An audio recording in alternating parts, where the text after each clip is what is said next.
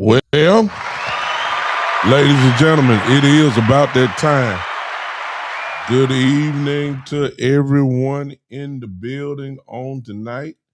Welcome once again to this conglomerate of talent. You know who we are by now. I mean, we done been there. And before I get started, let me go ahead and just say this.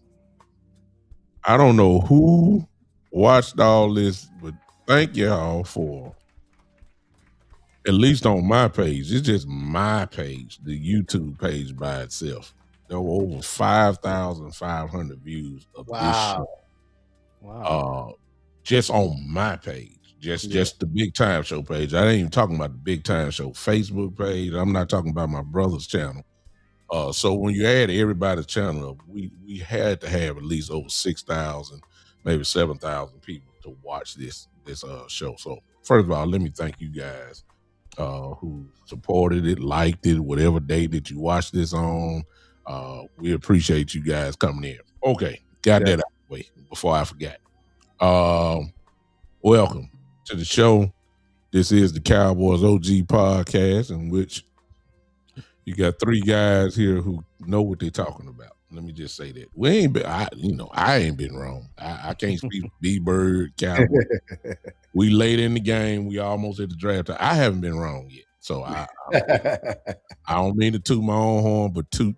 It is what it is. And let's see if we can get another week out where we're right on target again. Of course, I'm not by myself. I got my brothers with me on tonight. As always, if they're not here, I'm not here. Right up at the top, you all know him, Cowboy Joe is in the building. Put your hands on him. Thank you so much. And then, of course, the glue is in the middle. One and only B-Bird. He's in the building. Clap your hands for him. And, of course, you should know me by now. Big Time is in the house. Let's not prolong anything. I asked you guys before we even started, go ahead and share. I need you guys to share. I need you guys to like it. I need yes, sir. Comment, tag people, let them know we're on the air. You may have some friends that, been wondering when we come on. Well, here we are. As always, as you know, we try Friday nights. We all had things to do, and so we decided to come on this morning, and I think that was perfect because right now we can't miss nothing right now. We getting too close to the end as far as the draft coverage goes. I believe we right there. And so it's just good that we come together and give you guys our perspective on what we are seeing. And we already know what y'all want to talk about. We know what y'all want to talk about. We're going to get to it in just a second. But I'm going to give up the mic and let Cowboy Joe say whatever you want to say before we go and crank this thing up. What up, Joe? Man, what's up, Noop? And good to see B-Bird. This is what I would call a special edition Sunday night. Yeah, prime broadcast. Yeah. Prime time, the old Cowboy OG podcast on a Sunday night. We haven't done a Sunday night. Have we done a Sunday show at all? I don't feel like we did. Never. It's always been Friday night. We prime time. WrestleMania on, but we on. Forget WrestleMania. Oh, we bigger than WrestleMania. Unless you're bringing back, the Freebirds with Michael Hayes. They don't know them guys, man. Don't even start. Don't even don't start. No, all they know is Over and all these CM Punk and all these guys. You saying they don't know Ernie Ladd? No, man.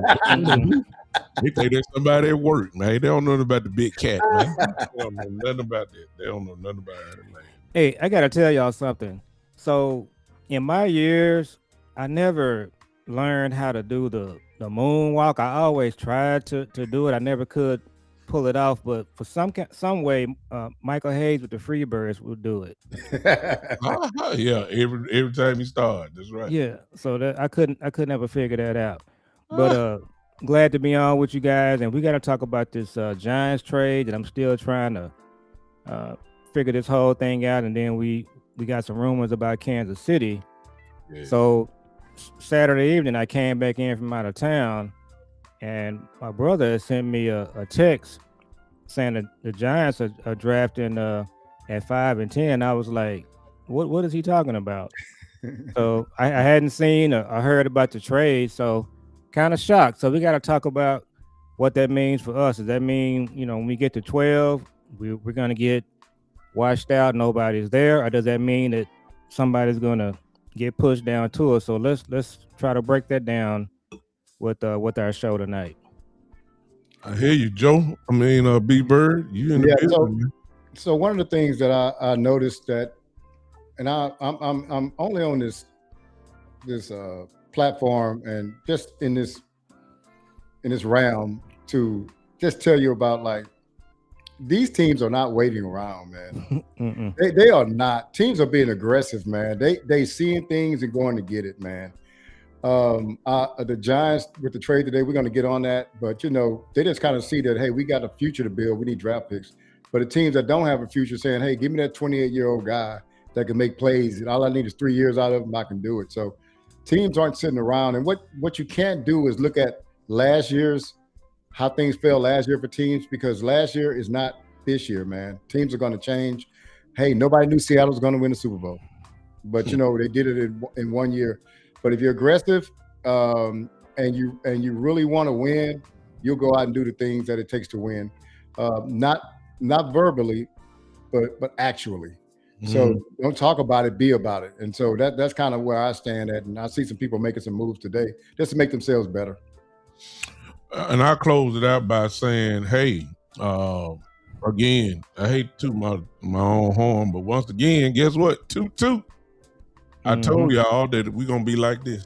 Didn't I tell y'all? Yeah. Every week I told you I'm gonna be like this because I told you at the beginning. Cowboys, as far as Dallas goes, Dallas Cowboys love the draft. Yeah. And they and in fairness, I'll be fair. The 2 picks that not the 2 picks, the extra pick that they got from the Michael Parsons trade, of course, which allows them to have 2 picks in the first round. They're not getting off that.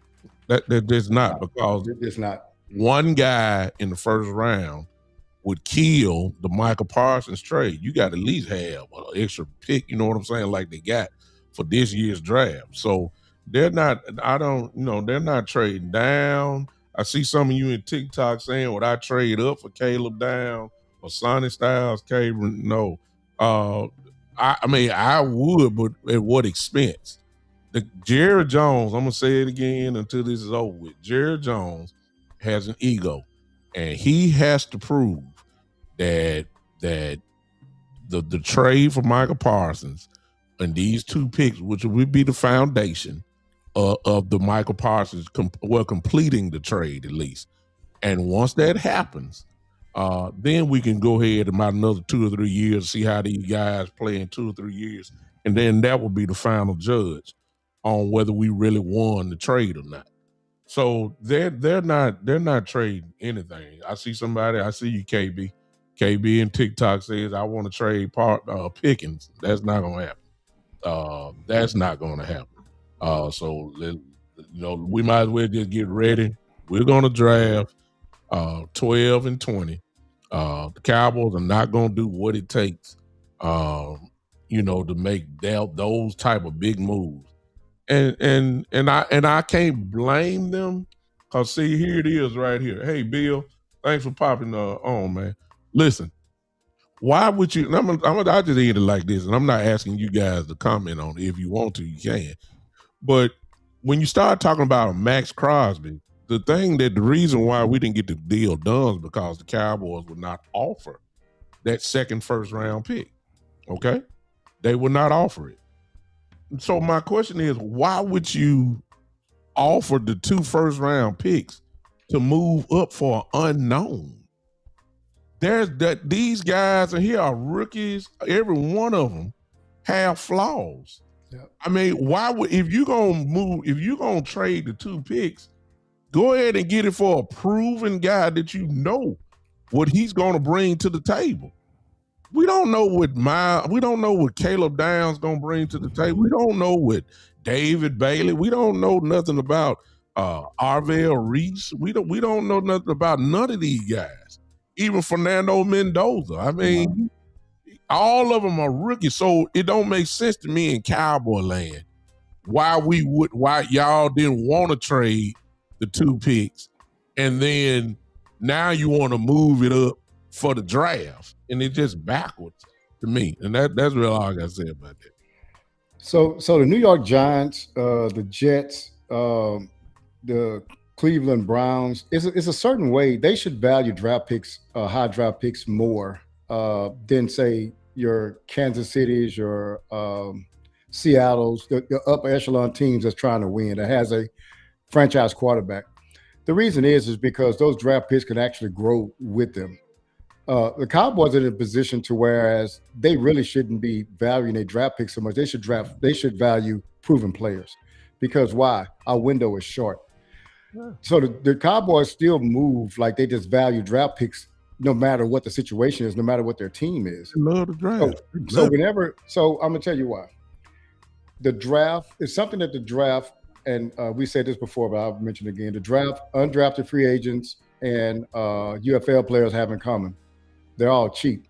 Yeah. So, and what I mean by cheap is that they don't cost much at all to take a chance on. But that's why the Cowboys will probably stay at 12-20 because now you got 5 years of cheap labor, relatively speaking, from rookie players on your team. They value that more than anything, man. They value just rotating guys in and rotating them out. They haven't said, okay, let's identify this year or this 2 years for us to go for it. 26 and 27, we're going to go for it. They have not identified that. And so what they want to do is just keep the escalator going, where it's keep talent rolling in and rolling out, man. And I'll tell you again, I'll make this statement again. They have not traded up in the first round since 2012 with Maurice Claiborne. So, I mean, everybody talk about trade up like they're just a normal team that may do it. They haven't done it, y'all, in 14 years. So, I mean, don't be surprised if they don't do it again. Again, they value their money. They value the cheap players more than they value an impact player. Bingo. Joe? So just to piggyback on your point, Newt, the Cowboys, they like to play draft. So I was with the family yesterday, and they were playing spades. They was playing Uno. Now, Uno, in recent years, it's probably not on the same level with spades, but it's, people in our families, they play it, and it's a lot of competition there. There's another game that my grandson has. It's called Trouble. You familiar with it? Yes, sir. Yes, so I think with the Cowboys, in their mind, the draft is their center stage. They really think they're playing chess, but they're playing Trouble. And that's what's been happening with them the last few years. And as we go into Thursday, I'm kind of getting a sense that may be what they're doing here. We're going to see.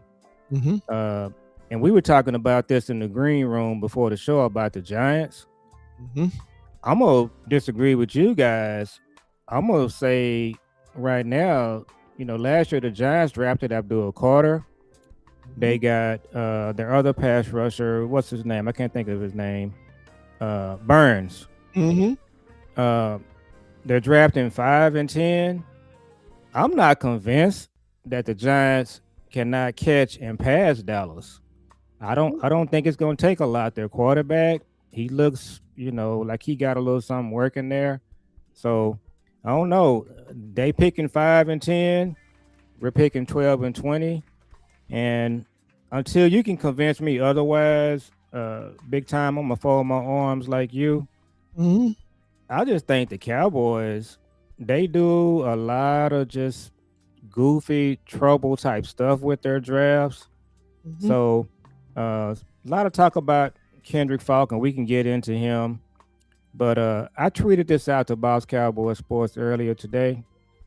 I said, we're going to get a clear understanding of who's really carrying the weight with this organization. Is it Shotty and Christian Parker, which is, I think, the new leadership that we have, or is it Jerry and Steven? If the Cowboys come out of this draft and one of their picks, especially at 12, is Kendrick Falk, that's a clear indication to me that Jerry and Steven are still running this thing. If they come out of this draft with that 12 and 20th pick and this defensive back and a linebacker, that's an indication to me that Shotty and Christian Parker have a lot of big say in the room. And maybe we can get into that, but that's kind of how I feel going into Thursday, hoping that Shotty and Christian Parker have a little bit more influence with Will McClay, as we discussed before, or is Jerry and Steven still running this thing? And by that I mean they're going to take an edge no matter what. They know it before Thursday. That's what they're going to do, and ain't nothing that Christian Parker and Shotty can do to convince them otherwise. Let me go ahead, B-Bird. Go ahead. Well, I looked at Jay Bryant's good. He had a good comment in there. This one right here. That one there. Yeah. He said, I'm gonna respectfully disagree. In today's NFL, a roster turns over too quickly. Every NFL roster turns over 30%. Every 30% of the roster every season. You have to value draft picks.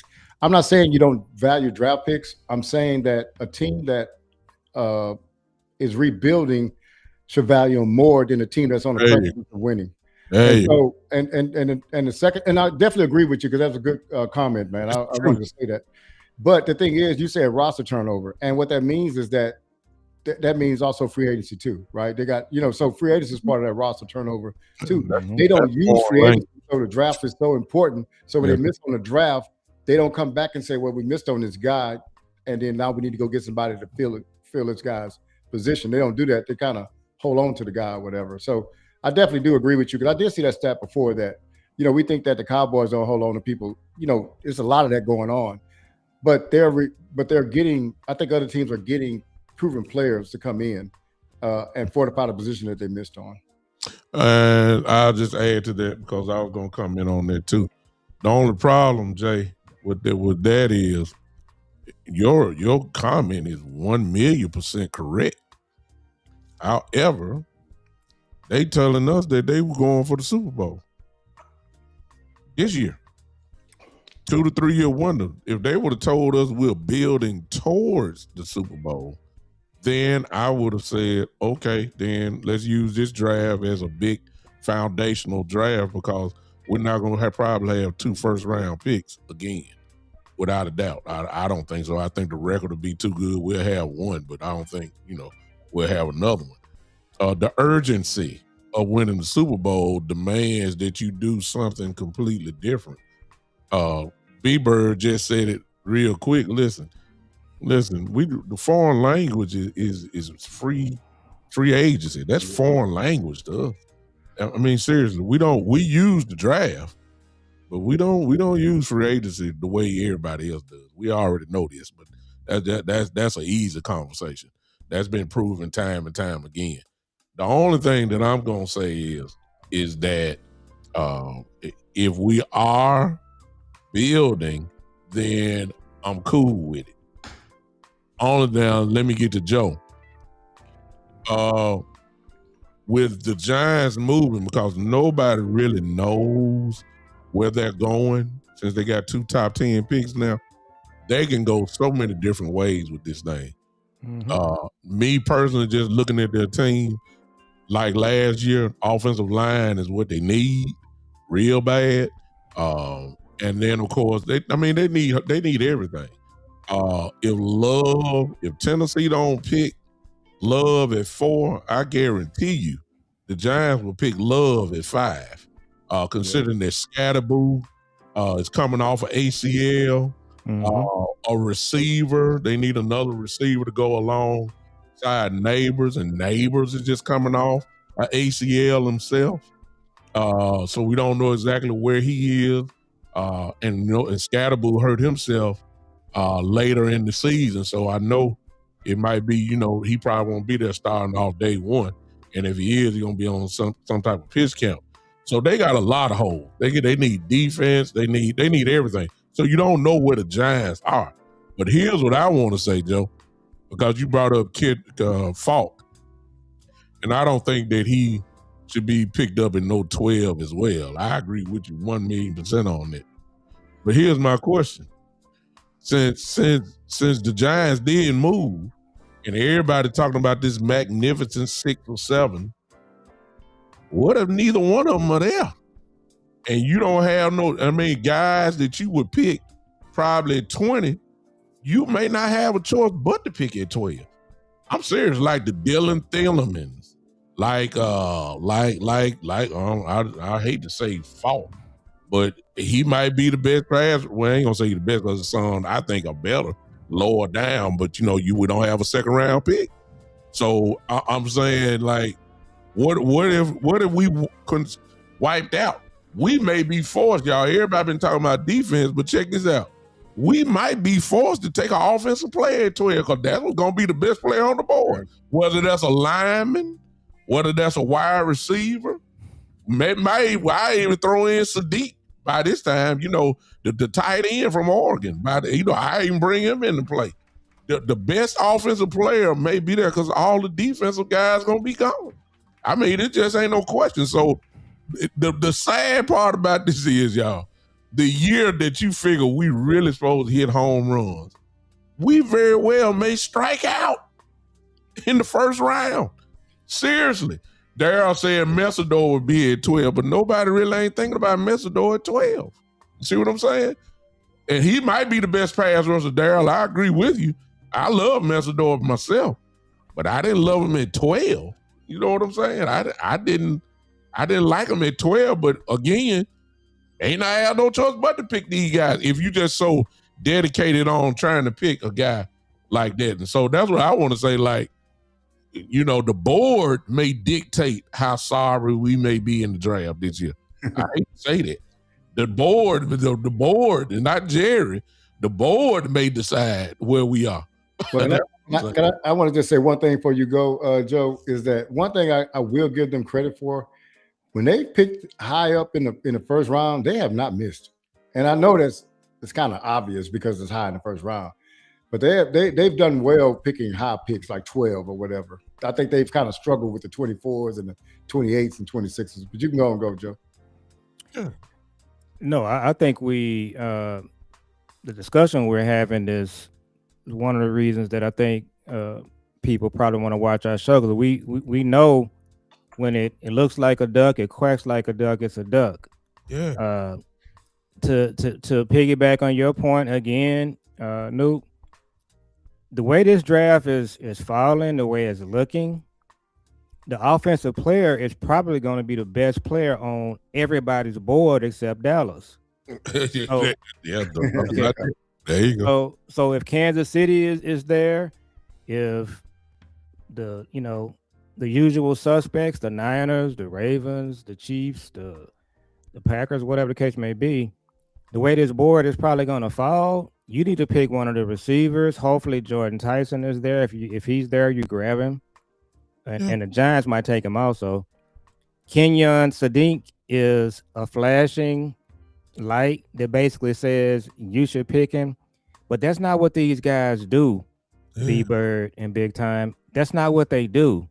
Steven and Jerry, their board is going to be different from everybody else's. And I said this before, and I'm going to say it before we go into Thursday. I'm going to say it again. Will Steele, Vaj Lombardi, Jeff Kavanaugh, Brian Broaddus. I'll throw my son in there. People that this kind of, B-Bird is kind of like not like our thing to just look at the draft. You got people that do that. You know what their board is going to say? Their board is going to say, take a receiver, take Sadiq the tight end. That's not what Dallas board is going to look like. Especially if Steven and Jerry is making the call. If you don't think they'll pick Falk at 12, Nuke,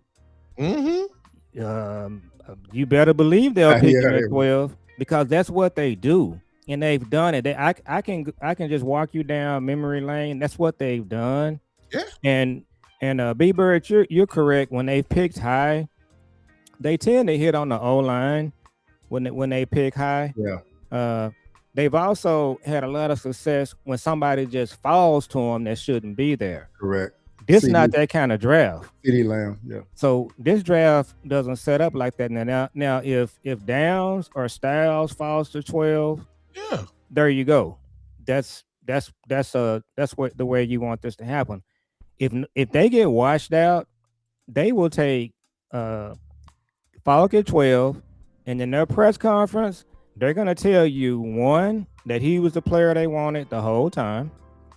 Number two, they're gonna tell you that's who Christian Parker wanted, and we know what that means. We've heard it before. Yeah. So I yield. I was looking at so I guess on Tankathon it ain't updating. It hadn't updated in a while, but they got the Giants on ESPN's mock taking Caleb Downs and the tackle out of Miami. Just let y'all know. Well, Tankathon is updated. It is the one I'm looking at. So on mine, they have the Giants at 5 taking Sonny Styles. I can see that. And they have at 10 Jordan Tyson. Yeah. So yeah, they got Styles and Jordan Tyson. Now, just so you know, Mansour Delane goes to Kansas City at 9, and then Caleb Downs goes to the Dolphins at 11. So this scenario on Tankathon is the nice nightmare scenario if you're a Cowboy fan because everybody's gone. Okay. The only player that's there that I would take, based on what I'm looking at, it's only a couple. It's Kenyon Sadiq, Now, Noob Spencer Fano, he's at That's a tackle. 13. He's a Fano. tackle. I mean, but Yeah. I mean, you could draft a tackle, but my point is, you're reaching. Well, I'm saying you're reaching. I'm saying like Steele is put in there, and you just, I'm not saying if you draft a kid that high, he's supposed to be starting. That's all I'm saying. And you might let him battle it out, but that's fine. But I'm saying he a rookie, and I ain't for the, we love offensive linemen. That's the only thing I'm saying. I ain't for that. Now, based on what I'm looking at here, all the receivers are gone too. There's no receivers there at 12. The only person that's left is Sadiq. Well, you are reaching, but let's be fair. I think we said this in the back. I think B-Bird said this, or either I said it, but I think we all said it at one point in time. How many really first round draft picks really are there? Okay. So, after maybe about 13, 14, I think you said there 12, which means from pick 15 on down maybe are going to be guys that have second round grades that's going to be drafted in the first round. So we're really not really top heavy. We are not really that top heavy in this draft as far as first rounders go. So that's why you're getting a lot of people moving around now at the top, because they want these guys that's up there. They do want the top guys. That's why you're hearing the rumors about Kansas City trying to move up. That's why you saw the Giants. They making sure they going to get at least 2 of them. And B-Bird, before you go, I'm going to just throw this real quick. The way this is looking, Dallas is going to have to move up. Well, the thing is, man, I would definitely agree with you. It's really supply and demand, right? When the supply is scarce, the demand goes up, man. And so what it is if you don't have a lot of first round talent in the first, up there, you say it's 13 guys. Well, now everybody's trying to get within those 13 because it's saying basically 13 of these guys only 13 of these guys are really impact players for you this year. So they're saying, hey, why would I wait on getting pick 26 when I can move up to pick 7 if I need to or whatever? So y'all right about that, man. Like if it's a top heavy draft, to me, you try to get up in that where the players are. Like if you want Caleb Downs, go get him. I know I say him all the time because I want that safety position manned by a real talented player. We don't have that right now. So that's my guy. But yeah, I definitely agree with y'all. But let me ask you, and let me ask the chat this. Chat, all y'all, TikTok, everywhere. Listen, I see. This is where Cowboy fans are, like I said, are killing me. I said it earlier. I say it again. I'm trying to figure out why, if you're willing to move the 2 picks to go up,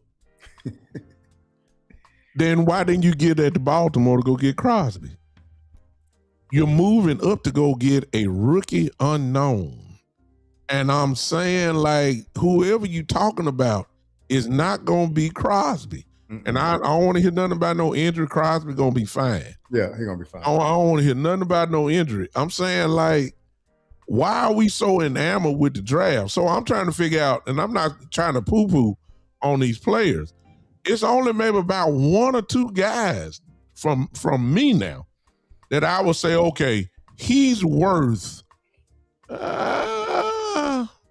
he may be, and this question marks on there, he may be worth moving up. I thought my number 1 guy on the whole draft board is Caleb Downs. But is he worth moving up from 12 and 20? I mean, a safety? Really? I'm saying Caleb Downs on most draft boards is the best player on the draft. No question.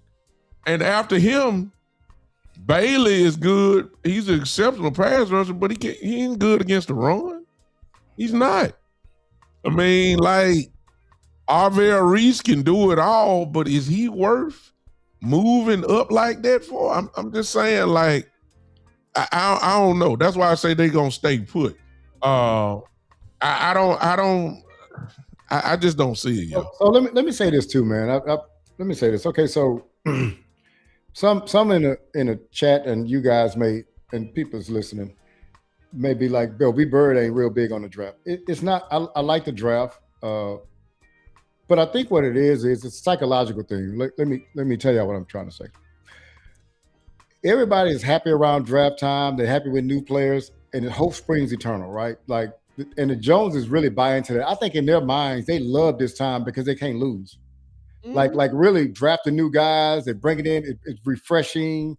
We're starting the thing over again. It's bringing in new life. They love all that stuff, man. They dig all that stuff. That's why they drafted the little running back out of Kansas State to make a big story. Never made a splash or whatever. They really get into that. So when you say why would you want to trade those 2 picks for Crosby, which I would. I've been wanting to do that. Yeah. But instead you get because dudes be like, man, we got a new guy, he rookie. We got a lot of hope. That's what they want. They want hope. Fans want hope, man. The organization want to sell hope. So hope springs eternal. That's what it is.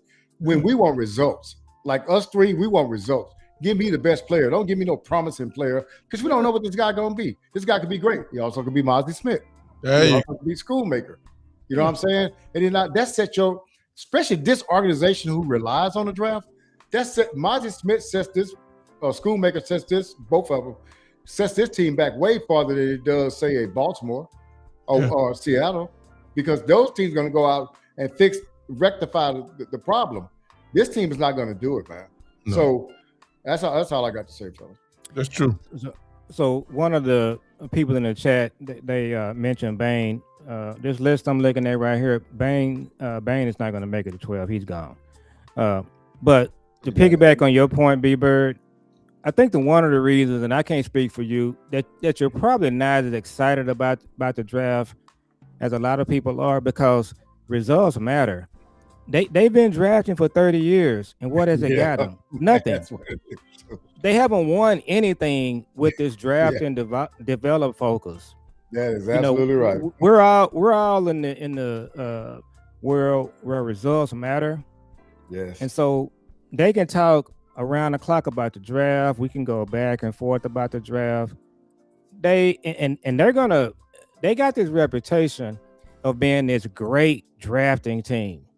No, they're not. You know who's a great drafting team? Seattle. They've been to 4 Super Bowls in the last 30 years.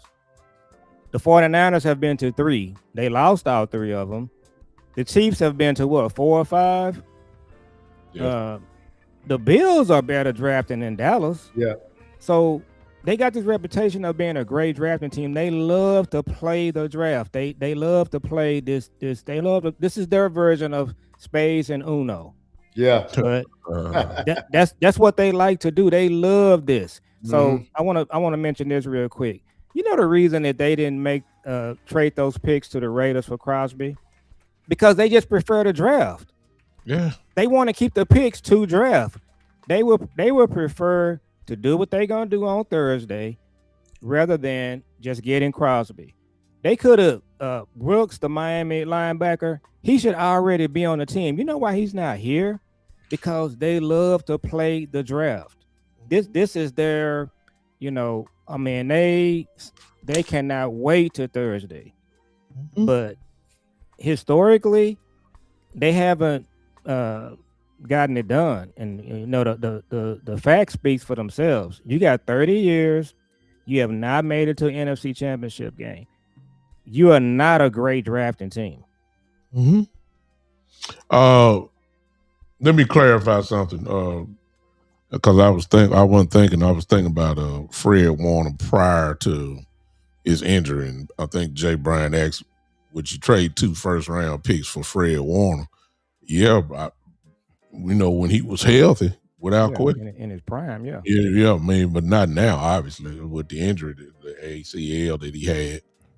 No, I wouldn't do that now. But if he was flat out healthy, I would do that. But I'm saying I'm not trading. This is me. Y'all might do it. I'm not trading 2 first-round picks for the unknown. I want 2 first-round picks for the guy that is proven. Crosby, whoever name you want to talk about. That's what I want. Because again, and this is what I keep asking y'all. Did y'all really thought, the way that they were trying to sell us, they were talking like we going for the Super Bowl. What's the new moniker this year? Bust the budget. That's what we heard. Last year was all in. And when you say all in, that immediately say, okay, the Cowboys really trying to win the Super Bowl this year. All right. So I'm just saying, let me know what the real plan is. And then I will base my whole thoughts based off of that. You can't tell me that you're trying to win the Super Bowl and you're not doing the actions that it takes to win it. You can't convince me of that. Now, you might fool other people. I'm not seeing the proper actions and say, okay, yeah, Dallas is going. Dallas is trying to get to the Super Bowl. What I'm seeing is, and there's nothing wrong with it, you just let me know what you're doing. What they're doing is they're building, which is the traditional way of building the team and trying to build towards something, which is fine. So you're going to have these building block years like, okay, we're going to get this piece locked up this year. We're going to go next year. We're going to add just a little bit more to it. Yeah. In the third year, here we go. And the Cowboys not going to do all that because they ain't going to sign no free agent. They're not going to sign an impact guy. They're going to do what they're doing now. Their version of impact guy, no knock against them. Please don't think I'm knocking them. But their version this year, they're going to sell us hard on Rashad Gary on the first night of the press conference. You're gonna hear Jerry say, "Hey, we got this press. You know, Gary is a guy, man. I'm telling you, they're gonna try to say, but that's their version of a home run. That's what they do. So you got to show me, and if you show me, then I'll change my tune. But right now, I'm saying pretty much the same old thing. So let me ask y'all a question, man, because I think we saw some rumors today that Kayvon Thibodeau might be available for a third or fourth, which to me, man, when I seen him play against us, like he wasn't getting a lot of sacks, but man, he's getting a lot of pressures and just making a lot of ruckus in the backfield, put it that way. So is that something that y'all will be willing to do, a third or fourth for let's just say a third for Kayvon Thibodeau? He becomes if he was to get Bland in Dallas right now, he's automatically your number one pass rusher. Yeah. Number one. So he's a force. He's a guy that demands a double team. Is he better than Gary on the run? No. I don't think he's better than Gary on the run, but he's a better pass rusher. I'm not saying Thibodeau is some trash on the run. Yeah. I'm just saying I think Gary is a proven great run defender. It's almost kind of like DeMarcus Lawrence. Mm-hmm. DeMarcus Lawrence is a great run defender. Rushing the passer, DeMarcus will still get you about 7-8 sacks a year, which is what Gary does. So, but Thibodeau can get you double digit, without a doubt. Yeah. Thibodeau, if healthy, that's really his only knock. He stays hurt. Yeah. But would I trade that because he ain't? He would be perfect.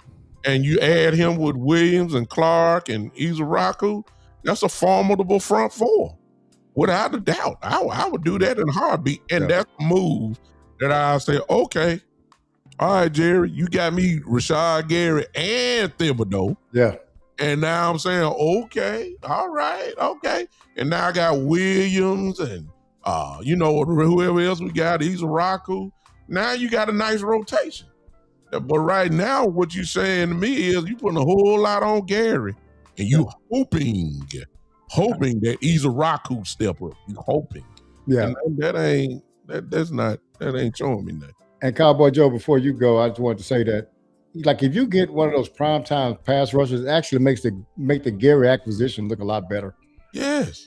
I think he's a good secondary pass rusher, but to make him your main pass rusher, that's why I wasn't feeling when we got that first week of free agency. But go on, Joe.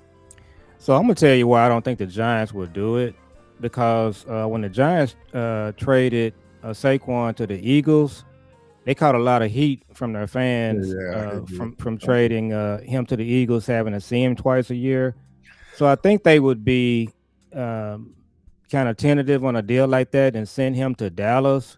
Oh yeah, divisional. Yeah, yeah, because I think there's a chance that he really takes his game to another level. He's that kind of player, and then you're going to be playing him twice a year. So I'm just thinking that they won't do that. Yeah, I want to talk to you guys about this, and you said something that caught my attention. One of you guys did, and I thought about this yesterday. Oh, it was you, Noop. You were saying that the Cowboys are selling everyone in themselves that we're trying to win the Super Bowl this year, or Mhm. really any year. And I thought about this yesterday, and I want to ask you guys this. I want you to just picture in your mind the Seattle and the Patriots game that they just played. And then I want you to go back. You remember the year that Cincinnati and the Rams played for the Super Bowl? Yeah. Okay. So where I'm going with that is this. Big time in this NFL, when you got Dak and you got some of the players that we have, if you're not trying to win a Super Bowl, you shouldn't have a job. And where I'm going with that is this. I would argue that the Cowboys, the players that they had, the roster that they had, they could have very easily been in the Super Bowl playing competitive with the Rams and the Bengals that year. This the one we just played. Just give me this past season. If you just give me any defensive coordinator other than Eberflus, the Cowboys could have beat Seattle. So just watching that game, the Seattle had a style defense, but just think about our offense against Seattle's defense, and then go to the other side, the Patriots. You don't think Dallas could have beat the Patriots in that game? They absolutely could have. So where we're going with all of this is this: you gonna have a Super Bowl team every year when you got Dak, when you got some of the players that we have. You know why we're not in the Super Bowl? It's because they don't do anything with free agency, and because they haven't hit on the draft. Go back those years that I was talking about, and I can't think of the other Super Bowl teams that were there, B-Bird. The Cowboys could have been very competitive with those teams if they had done anything in free agency, but they didn't. So, yeah, the last Super Bowl we just played, I'm watching that game. I watched it. I think I left during the middle of the game and went to Walmart. I want to say that because we're not getting paid by them. But my point is that's just how unimpressive those teams were. It wouldn't take a whole lot of free agency to win a Super Bowl. But are they willing to do it? No, they're not. Well, both those teams spent, I think Seattle spent $250 million of, total contract last offseason in free agency. And I think New England spent over $300 million in contracts. So it paid off, right? And you have to, you got to spend money, man. You want to get these players to come in and play instead of just kind of draft and develop. You could look, these teams do draft and develop also. And when the draft picks don't develop, they go get free agents to play those positions. So, yeah, I definitely agree with you. But I can tell you this, man. We can go get CP as a defense coordinator.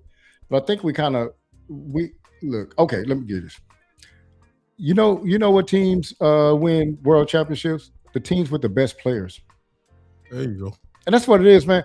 Great coaches, great players make great coaches. And this is all it is to it, man. And so when was the last time we had a top 5 defense? I think we talked about this last time. It probably was in the 90s. Because we don't value that, man. We value the entertainment. We value the what. Look what we got. We thinking about having two $30 million wide receivers and $6 million quarterback. We got first round draft picks all on our front line, and then you go look at our defense. At the start of the first game of last year, we had no first round players on defense. None of our highest paid players were on defense last year.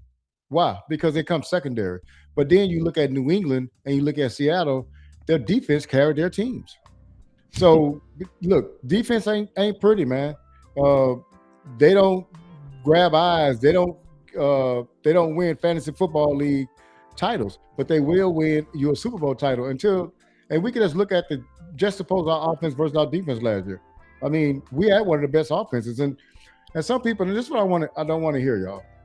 Hey man, we can just get into the top 20. Man, hell no. I'm sorry, man, but we need to be fighting to get into the top 10 as a defense with our offense. I mean, nobody ever said, okay, since you have a top five offense, you can't. It's against the rules to have a top 10 defense. Nobody ever said that. There's no rule for that.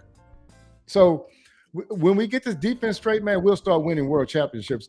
Think about this, man. Remember the Dez catch game? Mm-hmm. Dude, we couldn't stop that quarterback that was limping all over the field. Dez called it, Well, we couldn't stop the quarterback anyway. He should have got that many points. Our defense has been bad for a long time, y'all. Now, some of these defenses we had, they got a lot of turnovers. It covered up a lot of things, man. But we were just okay at that point in time, too. Well, all of y'all are right. And if you sign a Max Crosby and you sign Jordan Brooks, Yeah. a couple of other players, you can go from 32 to Well, now you talking a real attempt of trying to reach for the sky. That's absolutely right. Yeah, you're talking about that. But the bigger picture, you made the right question, but there's another deeper layer to what you asked, Joe. And B Bird, we talked about this last week. Yeah. And I think it need to be addressed again. Ladies and gentlemen, the reason why we keep complaining, for those that may think we complaining, is because there's the urgency to do these type of moves is not there because they know they got their jobs next year. Yep. That's the bottom line. Bottom line. That is the bottom line. They are not like any other GM. Another GM would be working year by year trying to win because their job is on the line. So the urgency of trying to win is now. The Cowboys are already talking about what we're going to do in 2027 and all that type of stuff. Yeah. I mean, I'm serious. Like, that's right. We're not going to know until, these rookies that we draft, we're not going to know until about another 3 years how really, if they really equal out to equal to the Michael Parsons trade. Who said you got 3 years? That's right. Other GMs don't have 3 years. You know what I'm saying? Other GMs do not have. They don't have no time. They do not have that. And because Jerry and Steven are sitting in the top 2 seats and they know they ain't going to get fired, you'll get these Rashad Garys. I'm not trying to knock them, but I'm saying you'll get that guy. You'll get the a Moses Smith acquisition will get you fired. Absolutely. GM. Schoolmaker. Moses Smith will get you fired. Not in Dallas. Dallas just say we'll get another shot at it. And because you do that, then there's the urgency, the desperation to get. Why do you think can't whoever the GM of the Kansas City Chiefs are, if they are trying to move up, why do you think he's trying to move up? He ain't the owner. He trying to make sure that he keep his job. Why do you think? Look, Harbaugh is there. Harbaugh is the coach. He got a lot of power, obviously moving in, but he's not the owner. You can get fired. And usually the way this thing goes, that I said last week, man, look, usually when a coach get fired, there have been multiple occasions where the GM get fired as well. Yeah, especially if he hired him. Yes. So this pressure that I'm talking about has never been in Cowboy land for the last 30 some odd years. Not since Jimmy left, and Jimmy kind of ran the ship on that part. Yeah. But since Jerry ain't got no urgency, man. No. I want to say one thing too. So you said that a GM would get fired for drafting Mozzie, how it turned out, and you're correct, right? But can I tell you what he'll do? He won't take that chance. So he would never draft him. He said, "Man, I can't take my chance. I can't put my career on this guy, so I'm drafting a more sure thing." Think about Jalen Smith in the second round. A real GM could not take that chance to take him in the second round. Yeah. They say we'll get him in the fourth if he's there, but we can't take him in. So we need players in the second round. Cowboys drafted him and gave him a year off. Then you got Taco Charlton. There you go. Those guys, man, don't get drafted if your job is on the line. This is what, and what I'm saying, big time, you're getting what I've been saying for the longest, man, is that the fact that they can't get fired hamstrings this team, man. Exactly. And to be honest with you, the history of us go ahead and drafting these red shirt players, that'll get you fired too. That'll get you fired. That'll get you fired too. You ain't got time for that. I'm gonna tell you something else too. You remember McCarthy? He pretty much had a lame duck years last year. Yeah. Fired. You ain't got time for. I ain't got time to waste. Man, I got 5 years here. I ain't got time to waste on a guy that I know ain't gonna be here.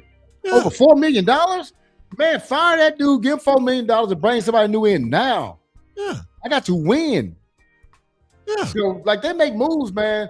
That's what I've been saying, man, for the longest. They make moves like they not gonna get fired.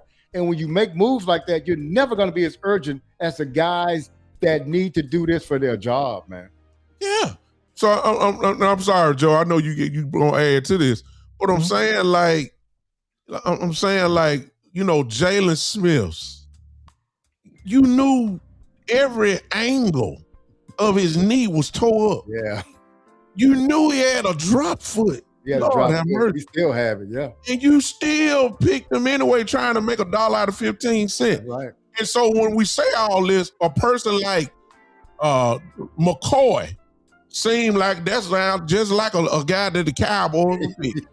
Yeah. And on his report, they say, look, he got a degenerative knee.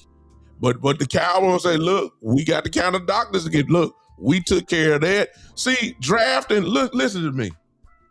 Drafting a LVE would get you fired. Get you fired. You knew he had neck injuries when you drafted him. And a linebacker.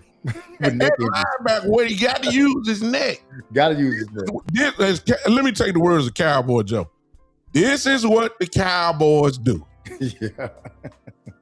And what I'm saying is, when you're talking about trying to win, and if you're trying to present to the fan base, saying, hey, we're all in, that's 2 years ago. We're busting the budget, that's this year. And we're just what, hey, we got a 2 to 3 year window. All I'm saying is this offseason, other than hiring Christian Parker, who can't get on the field for you. Yeah. Yes, he can scheme. Yes, I believe he's gonna be right. Listen, other than Christian Parker, what have we really done?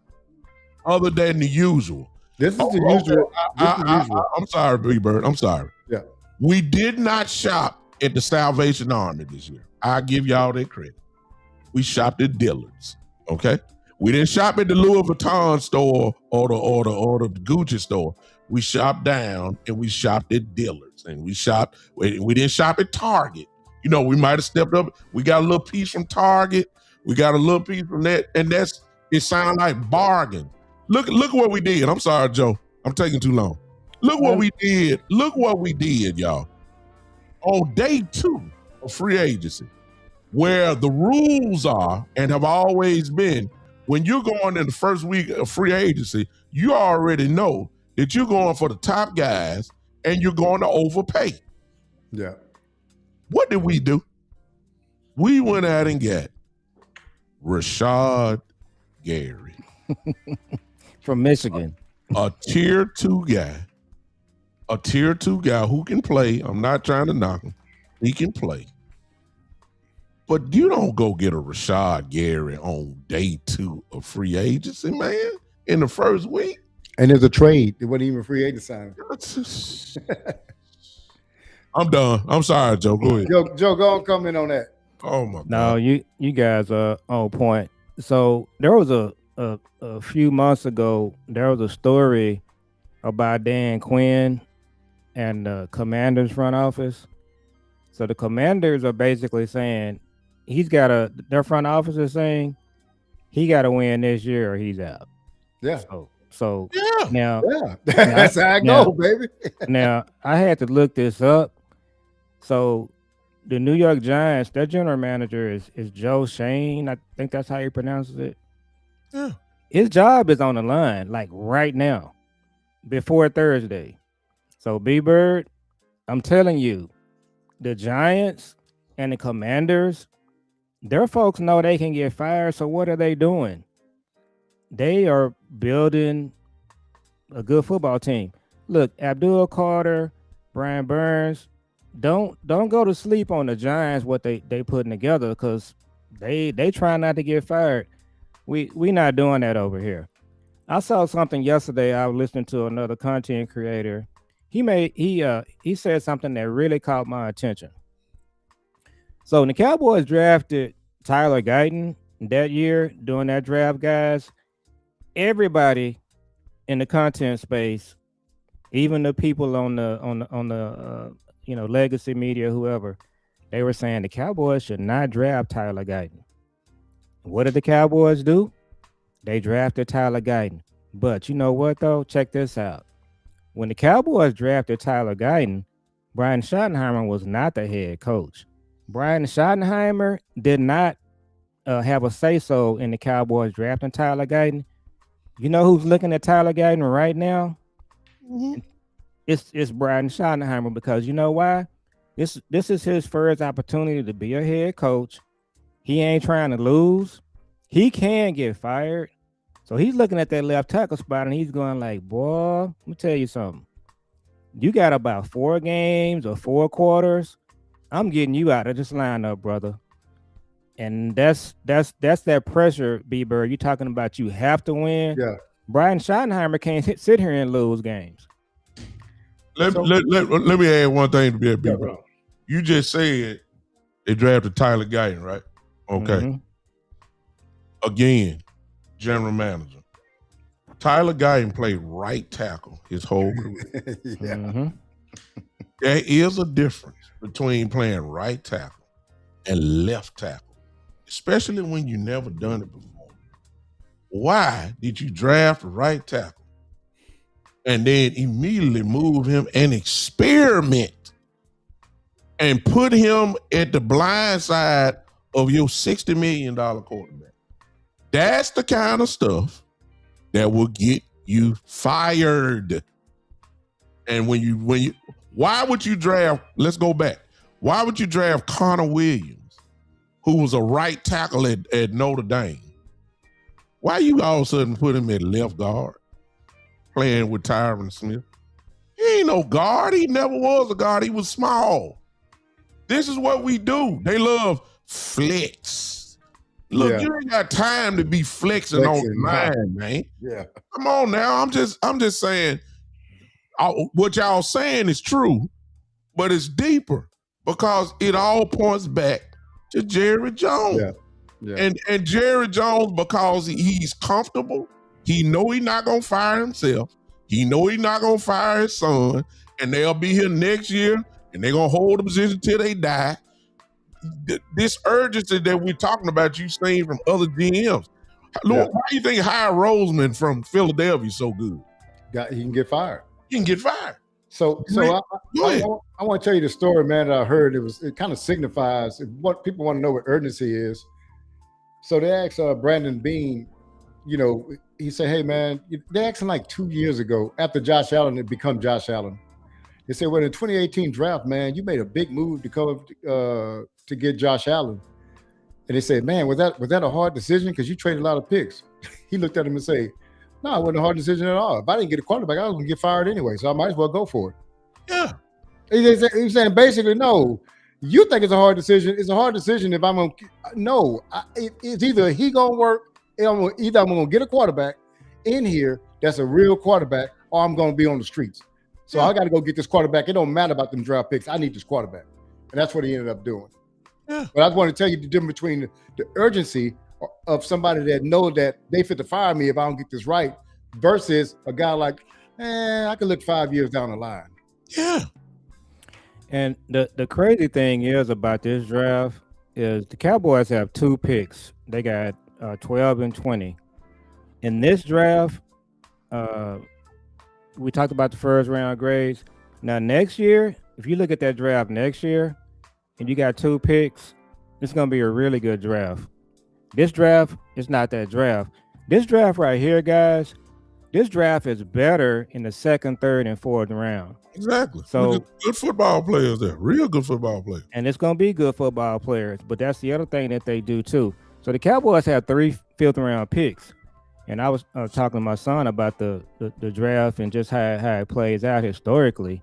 In the 5th round, it's going to be good players in the 5th round. It's going to be players in the 5th round that should have been drafted in the 4th, but you just gotta find them and select them.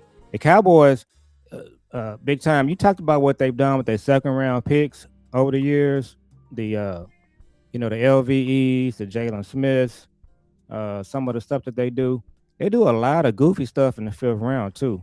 So the Cowboys, the running back, his name escapes me at the moment I started. So the Cowboys, they had a couple of chances to get better backs in the last 2 or 3 drafts, and they just did goofy stuff. You would have a really good backfield right now. They could have drafted Devin Achan, the running back from Miami, who's really good. He's been banged up a little bit. Yeah, Cowboys had a big Cole. Yeah, the Cowboys could have just drafted him. He was right there. Yeah. But last year in the 5th round, it was 2 good running backs on the board. I can't think of their names at the moment. The Cowboys moved up and drafted Shamar James. It made no sense at all. And this is the kind of stuff that they do. So it's gonna be interesting to see what they do. But stay right there. You drafted Shamar James, but I'm not gonna get mad at that because you drafted him as a rookie. He's supposed to be developed. However, when your general manager agrees to go get a Murray and a Sanborn, then your Shamar James is gonna play. Why did you go get and spend money on Sanborn and go get Shamar James? That, my friend, again, can y'all say it with me, chat, will get you fired. Everything is gonna point back to that part. Go ahead, B-Bird. I'm sorry. So I wanted to bring up something, man, because this is my weekly installation of I love it. So check this out. I had to say this too yesterday. I tweeted this out. I said, Will Anderson got signed. I said, where was the dragging through the mud and the negotiating through the media and all that kind of stuff? I didn't even know the guy was up for a contract. They came to him early because he's a heck of a player. Now I see the Texans every week down here in the Houston area. First team All-Pro. Man, he is cold-blooded. And so what they realized is that he's a cornerstone to our team. This guy's not going anywhere. So how about let's pay this guy early, man? And what they did, they made him the highest paid player in the league. Now you had big time. I watched the show earlier. Oh, shout out to that show you had earlier with West Coast too, man. I listened to it also. And but West Coast was saying that that's a small contract. No, this is what they're doing now, because what they want to do is they want to get the money in a short period of time and get back on the market. And so that's what he did. I looked at his contract. It's 3 years, 150 million, but $134 million guaranteed, man. That contract supersedes Michael Parsons' contract on all fronts. And it's just a shorter deal, all those kind of things. But I just saw that it was done in a quiet manner. It was done with respect. It was done to whereas after the negotiations happened, all in, all together on that team, man. And I just want to, people don't understand, man, how you cannot go at your players like they're your adversary. Y'all supposed to all be in this thing together. Handle things through the agent like they did here. Will Anderson probably didn't get contacted by nobody but the agent. And he made the offer to Will and said, hey, this is what they're offering, man. It's a great deal. He signed it. Everybody's happy. Now everybody goes to camp on time. It does not have to be this big drawn out theatrical reality TV show. It doesn't have to be that unless they make it that. But again, the thing I don't like is that, because, of course, I know I'm referring back to Michael Parsons' contract. I just still don't like the way the fans turned against Michael Parsons in that. And to me, again, I've said this on X a couple of times already. Jerry Jones is our number one issue on the Dallas Cowboys. It's the way the front office is structured. Number two issue is the fans that allow him to do what he do. Because if he had enough fans that just always saying, no, this ain't right, then he wouldn't do the same things, man. He would have to move differently because the approval rating would be low. And so, but no, we have people that passionately call Michael Parsons out. I'm like, how do you even do that? Or David Mulligala in that. I wanted to just point everybody to the way this whole thing was handled with Will Anderson, and to tell everybody that's how it's supposed to happen in Dallas, y'all. Don't let them tell you anything different. Well, let's break it down even more. Great comment, B Bird. You just said how it was done in Houston. Didn't even know about it. It just happened. They came early. Highest paid defender ever, regard whatever.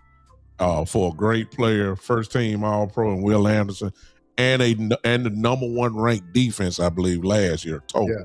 Yeah. So the defensive side of the ball, they are straight. Yeah. And they feel like, and they almost, well, a lot of people had them actually making a real deep run. And that's what happened. Here we go with this. You said everything was done quickly. Everything was done essentially in order. We still have a owner, general manager, who still have not talked.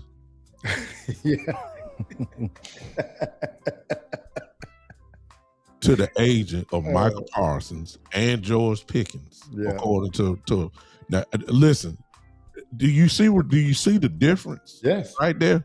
Yes, he still has not talked to the agent. Ladies and gentlemen, if there was a general manager with a different owner, that statement right there will, come on, help me, y'all know where I'm going, will get you fired. Yes. Wait a minute. You didn't talk to Michael Parsons' agent that whole time. And now we done turned around and here come another great player that we have, Mr. Pickens. And by now, you still haven't talked to the agent yet. This is what I'm talking about, y'all. Yeah. This is what I'm saying. This is what I'm talking about. It's a shame, man. Yeah. And so what it is I think, and I'm sorry, Joe, I think what it is we've been conditioned over the years. The radio stations have been conditioned not to press Jerry. We've been, fans have saying that's just how the Cowboys operate. So we got to kind of get our minds in that. We got to break out and look at what other teams are doing and to juxtapose how this contract was handled with Will Anderson Jr., Aiden Hutchinson, the same thing, y'all. They walked up to him and just gave him a contract. Nobody knew about it. And so that's how it's supposed to be handled, man. Now it could be some dirty stuff going on behind the scene with the agent and the GM. They could be having words or whatever, and like, oh, your player, but the player's never going to know that, right? That's what the agent is there for, to fend off that stuff from him. So it could just be done in a different way. And we got to open up our minds and say, no, we're going to hold you to the standard of an NFL team. That's not the Cowboys. To what an NFL team do. That's why you have your arms folded. Your arms are folded big time because really, if they operate like a normal NFL team, they will be unfolded. You'd be like, no, they trying. They just miss. These guys ain't even trying. No, they just going through the motion. You got something, Joe? No, I was just gonna say. So with Micah, he should have got signed a week after Patrick Surtain signed his deal, and that was probably, I think it was in 2024. They could have got the deal done. And then Will Anderson, my understanding is 3 years, 134 million guaranteed. Yeah, 134 guaranteed. So I think if they had approached David Mulligetta with Micah with that deal, I'm thinking that they probably would have taken it. But as you said, big time, they didn't even offer it. And last thing I want to say is now one thing, his guaranteed is more than Michael's too. It's guaranteed is more. Yeah, his whole contract's better than Michael's. Yeah. So again, I think if Jerry and Steven had offered that deal to Micah and David Mulligetta, I think they would have taken it. And the last thing I wanted to say, I thought about this today. So Dak Prescott, I don't know since Will Anderson signed his deal, Dak Prescott is still the highest paid player in the NFL. Is that right? Yes. Yeah. Okay. The amazing thing about that is that his agent is Todd France. Todd France and David Mulligetta are in the same agency. Okay. They're peers. Okay. It's not like Todd France is over here doing something and David Mulligetta is in a different agency. They're in the same agency. I think they're peers. But Todd France, he's not ranked over the coals because he got Dak Prescott the highest paid contract in the NFL. David Mulligetta is getting a whole different level of scrutiny. I wonder what would be happening with David Mulugeta if he had signed Dak to that deal. I think the Cowboys would be operating the same way. They would be like, we're never doing another deal with him because he got us to sign the highest paid contract in the history of the league, and Dak is still the highest paid. So Jerry and Steven, they wouldn't let that go if David had signed Dak. I can guarantee that. Let me tell you something. The reason why he can work with Todd France because Todd France represents a few other players that's on the team. So he has the experience of working with Todd France from years even gone by. The man don't even want to make the call. That's the thing. So what that tells me is it is obvious it's something personal there. Yes. It's obvious. If you don't work, look, if you ever worked with every listen, he say he don't want to work with the agent, work with the player. They just work with the player. Ladies and gentlemen, he don't work with everybody else agent. George Pickens and Michael Parsons are not the only ones that need representation. You work with every other agent that these players represent. So why in the world are you not trying to work with Mulugeta for two of your best players? I mean, arguably top 10 players in the league, and you ain't nowhere to be found. This personal. And ladies and gentlemen, one more time, that type of behavior will get you fired. Only in Dallas where you can't get fired, man. That's just what it is. So, obvious malpractices of a general manager. I mean, obvious stuff. It just doesn't make any sense, man. And so I'll tell you this real quick. No, go ahead, B-Bird. I was going to tell you this one little factoid about Will Anderson Jr.'s contract. Hey, he's still counting $11 million against the contract against the salary cap this year. $11 million.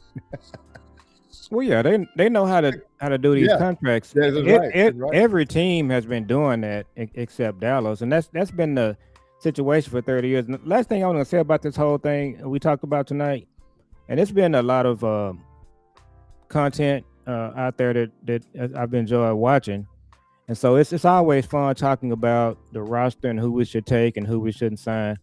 I'm 100% sure about this. Our defense is not where it needs to be. They need to get the defense on track with the players, B-Bird. If you don't have George Pickens on this team and you don't get Jordan Tyson or one of these receivers, if your receivers is CD Lamb and Ryan Flournoy, and I think Pickens has to play either way, we believe, I guess. But if you don't, but even stick with that. But if Pickens is not on this team and you don't get one of these receivers in this draft, I watched Jordan Tyson last night. You are not going to win this division. It's not going to happen. Okay, some people should get fired. The only chance you really gonna have is if you just rebuild a defense Thursday night and you get a couple more. You can still sign Jordan Brooks. It's a possibility you still sign Crosby. Well, I said all that to say this, man. This thing is moving, and you will get left behind really quick. Yes. So by these other teams. Listen. This is all I'm gonna say. B-Bird, you got after this. You're right in what you're saying, but think like the Cowboys. If you already know that you're not going to you're not going to sign Pickens after this year, you will draft that receiver if he's there because you're thinking about is in the draft, forget best player, forget all that. I got to get some insurance for George Pickens leaving next year.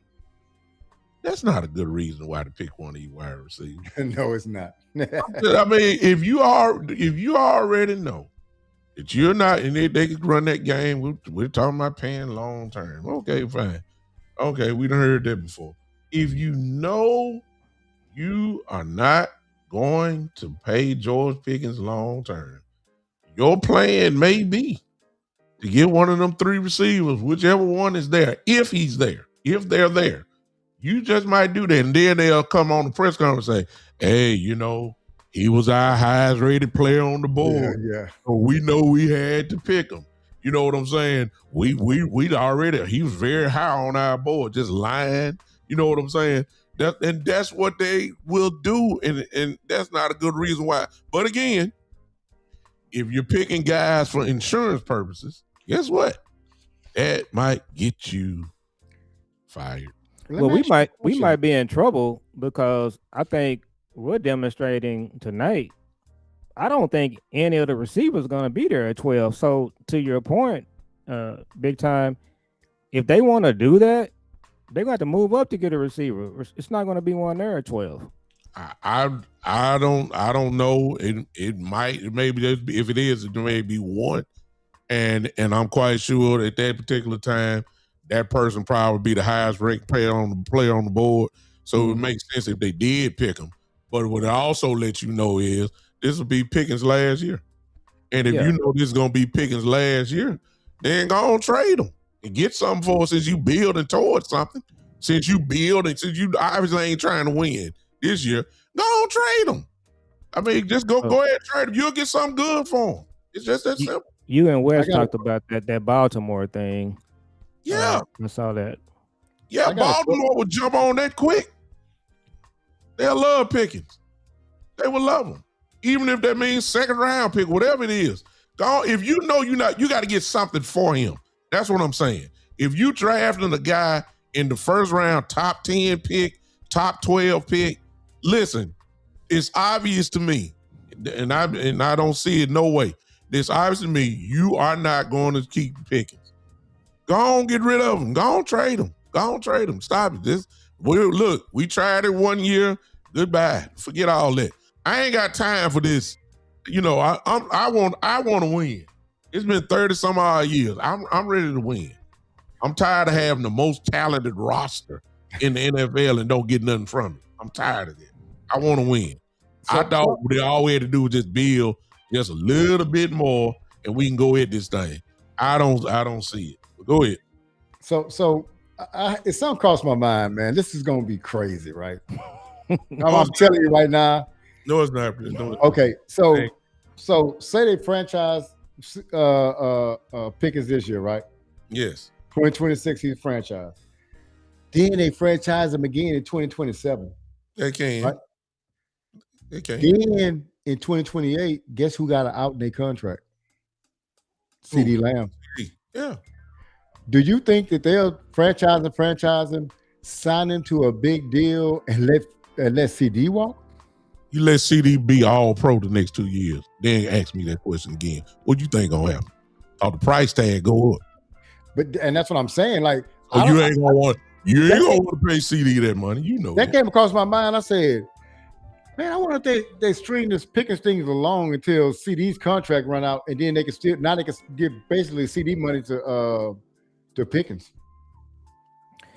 Well, it's I think not CD said B-word at all. Well, they got time because they're gonna be here. Yeah, there you go. So CD is the last holdover from the friends of Micah. So they may be trying to move CD out of here too because he was friends of Micah. So I mean, but that ain't the reason why though, Cowboys though. No, I'm being facetious. The reason why I know y'all, but the reason why is because we talking about paying big time money. Money, yeah. And if CD makes he ain't got to have 2 Pro Bowls. If he just get 1 all pro season again, which is highly probable, that tag, that price is going to be up there. And you got a right to get another big bite at the apple. And you supposed to ask for it. Damn, Jared don't want to pay. Look, Jared, we already know Jared don't want to pay 2 receivers $35+ million. Y'all already know that. So if you already know it, if Pickens have another great year, and it don't even have to be an all-pro year, you know he's not going to get signed for no long-term deal. It's going to be very well what B-Bird just said, a possibility of another year of a franchise tag. They can do that. But we'll see how Pickens act this year. I ain't talking about he going to cause drama. Let's see. We all know he's working with Dak right now. They working out alone and CD's there. They all working. We appreciate that. But the question is, will he be there when the lights come on for training camp? That's gonna be an indication to you about what time it's gonna be. So we got a little ways to go for all that happen. But it's just it's to me, like I said, the more I keep talking about it, I'm almost see when you draft and got 2 picks in the first round. Oh my God, why this thing on me like that? Okay. Listen, you usually don't supposed to mess this up. Why am I getting the feeling we gonna mess this up? I'm gonna tell you why. Because they got 2 second-round picks in the first round. I'm just saying. I'm just saying. This draft will be 2 second-round picks in the first. That's what they got. All right. And they will blow it. Now let me tell you something too. I want to come on what you said before. I'm getting the feeling. If they do draft a wide receiver in the first round, big time, I said this before, the logical thing to do is to then move on from Pickens, because that takes up that. Remember that $27 million is a cap for a dollar cap hit. Yes, I'm in your future. Don't get rid of him now. Why he's at his highest sell point? Yeah, exactly. Yeah. I'm in total agreement with that. Yeah. Go on, get rid of him. Don't wait no year. Yeah, don't wait no year. Don't even let him get on the field for you this year. Trade him before camp. Yeah, you got to trade him before. Yeah, trade him. You might trade him at the draft. It'd be nice you do it for the draft, but you ain't gonna do that. You got to say draft day. Say you get a wide receiver, and then you say, okay, now who wants Pickens? Yeah. You'll be set for next year. So everybody keep talking about next year's draft is gonna be oh my God, so loaded. It's gonna be don't set yourself up. You know, that's the way I look at it. For real. It's just a continuous. I'm trying to find the positives. We're drafting 12. Okay. I'm not for sure that we're gonna get this thing right. That's all I'm saying. It's just all I'm saying. We did find out also. So our understanding was originally that with the tender for Pickens, they were asking for 2 1s, but we found out that they could really do a 1 and a 2. They can do whatever they want to do, man. Yeah, they can do whatever they want to do. So even then, you can work all of these deals out.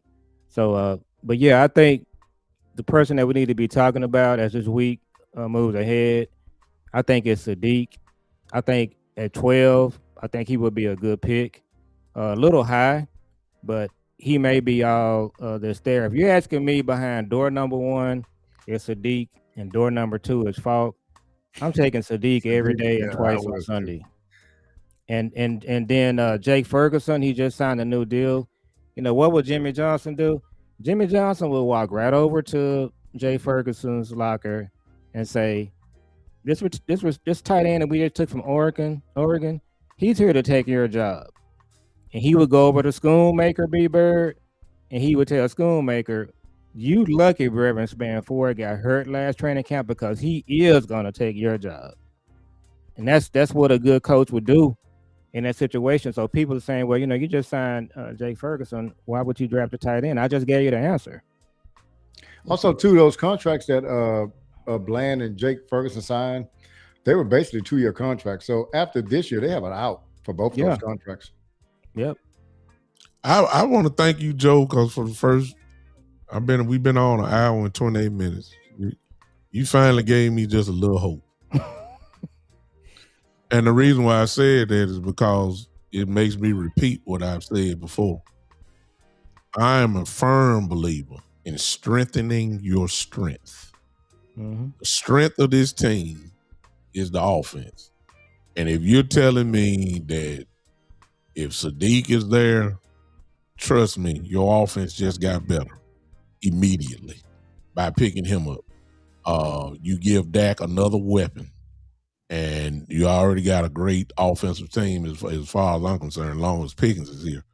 And I've seen without Pickens, Dak still handle his business. CD handle his business. You give me Sadiq with Lamb and Pickens, we scoring 30 every game, just about. It's going to be hard to stop this offense already. And then, of course, you got the running back there. Yeah, Williams. that'd be crazy, I man. mean, this offense would be That'd be crazy. electric if you get Sadiq. So I thank you for giving me that slight hope, even though the Cowboys probably wouldn't do that.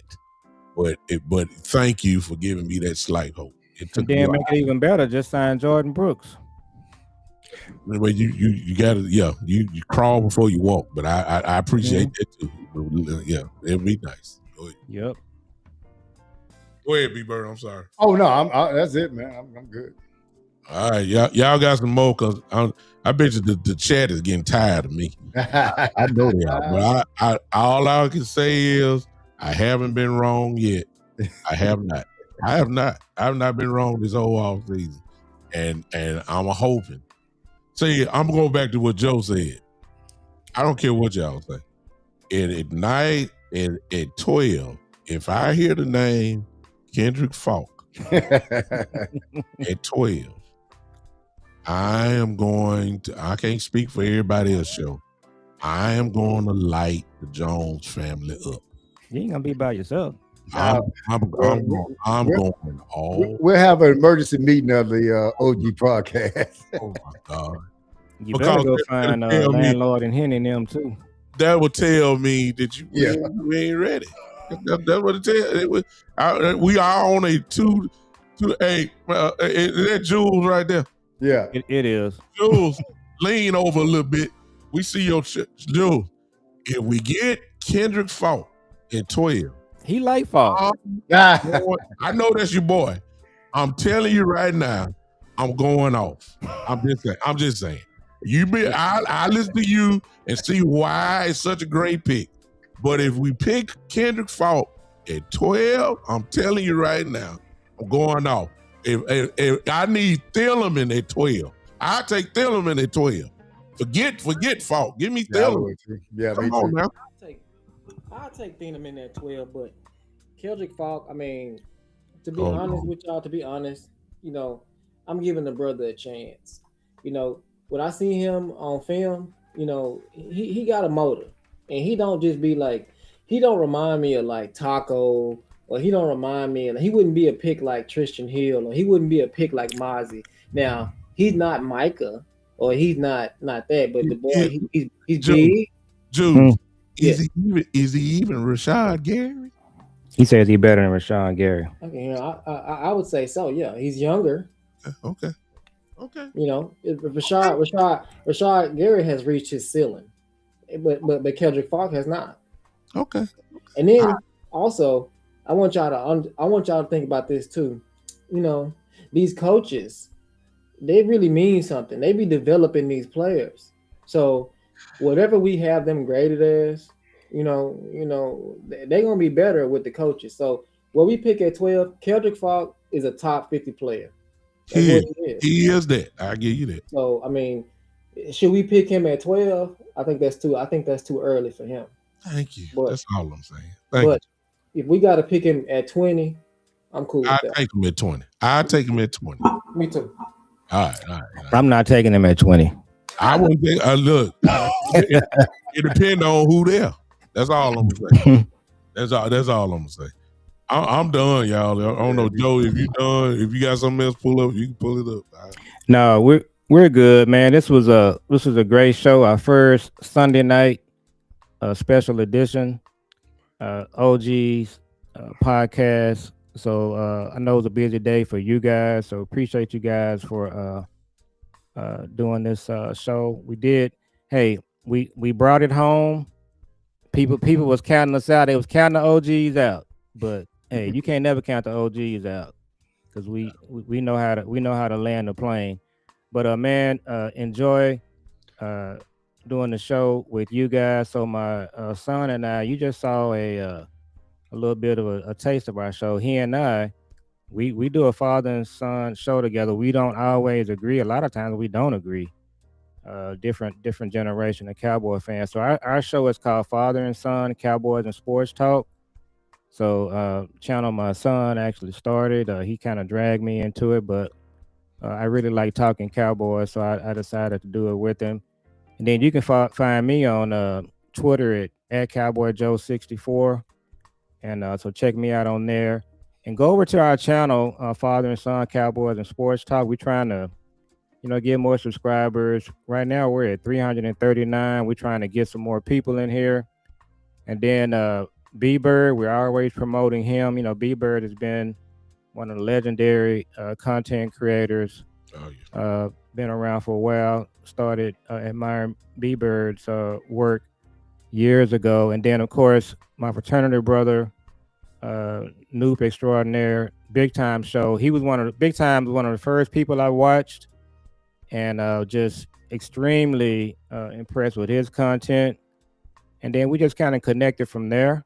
So just go and subscribe to all of our channels, and then we'll be, I think, so this Friday, the Friday after the draft, we can try to coordinate if we're gonna do that or do Saturday. So we'll talk during the week and just always try to figure that out. But next time we get back on, it'll be a great thing to do. Oh yeah. Hey, so it's B Bird Cowboys. You can catch me on Twitter at B Bird Cowboys and YouTube at B Bird Cowboys. Hey, it's a pleasure being on with you guys again, man. Sunday night was great. Anytime it is, get on with you guys is great. Big time. I caught the show early. I did a bang up job. I was at work, man. I put my earbuds in. Y'all get me through an hour, man. I appreciate that with that great content and big time show with the ride, man. So that I know you be riding. You can't tell who I'm listening, man, but we be listening, man. So we appreciate that show too. And Fast Cast, man. I love the chemistry between you two guys, man. So we got a show coming up on Thursday, man. We're gonna drop a little show. Me, Cowboy Joe, Jules, and Bryce Bird, my son. So we're gonna come on and catch a little bit of that first. All of it. I don't know when we're gonna start, but we're gonna be going until a little bit after the Cowboys pick. But we're gonna be, talking about picks before that, how things are lining out. So we got 2 picks in the first round. So we're gonna try to go through those. I talked to my son, asked, was he ready? He told me he's more than ready. So we're gonna see what he got, man. Looking forward to it. Wow, Frat, we got a Nuke that just showed up. Suave is in the building, just sent a $5 super chat. Appreciate you, Nuke. Appreciate you, Suave. Appreciate you. Appreciate that. So appreciate y'all on that. Listen, my show is simple. The Big Time Show. I'm everywhere. Just about every social media platform that you have. YouTube, Facebook. I'm even on Instagram, even though I don't go live from Instagram. I should start doing it again, but I just haven't done it. I'm on X, Twitter, The Big Time Show, everywhere. I forgot where I am today. Where am I at today? Y'all forgive me. YouTube, Facebook. I'm sorry. You're everywhere. TikTok. I'm even on Kick. I'm even on Kick right now. I don't know why I put that. Kick don't do nothing for me. I don't know why I put it on there. But anyway, anywhere, always a pleasure to came with the brothers, the OGs. This show has been very successful ever since we hooked up. This show brought my highest rated YouTube show ever. We just did it. That was last time we were together. Over 5,500 views were just on my YouTube channel. So these guys are, it's better to have the Avengers than just go solo. That's what they prove. So I appreciate B Bird and Cowboy Joe for the consistency since we decided to do this thing together. And just keep hanging with us, ladies and gentlemen, because we pretty much been on it, y'all. I know I told all of y'all can go see everybody else. But when y'all really want the bottom line truth, you gotta come see us. And then y'all tell us, have we been wrong? So inconsistency, as you just saw B Bird there. I tell y'all every week. Until I see something different. Ladies and gentlemen, that's been the Cowboys OG podcast. And guess what? We told y'all they gonna stay at 12. We told y'all that 2 months ago. Oh yeah, they stayed at 12. We told y'all they ain't moving. We told you they love the draft. So all y'all that's hoping for hope that they gonna move her up this week, Y'all, I let y'all have y'all last week of hope. At the end of the day, it is going to be at 12-20. And then God, please help us so they I'm don't. gonna buy a Kendrick Falk jersey. Oh my God. All right. That's a good place to end the show. Y'all take it easy. Appreciate all right, y'all. fellas. Hey, we'll see y'all next week. This has been the one and the only, the Cowboys OG podcast. Now I need you to bounce your head, groove your shoulders as we kick our way out of here. We out.